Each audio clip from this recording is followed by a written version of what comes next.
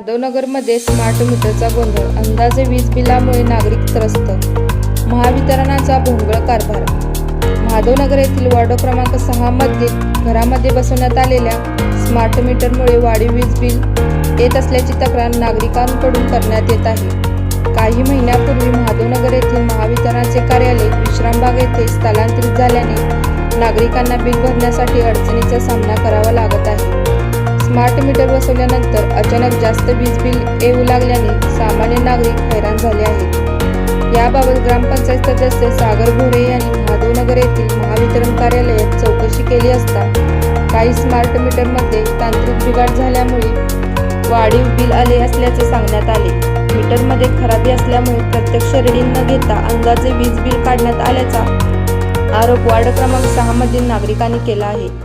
या प्रकरणामुळे महावितरणाच्या कारभाराबाबत नागरिकांनी तीव्र नाराजी व्यक्त केली आहे.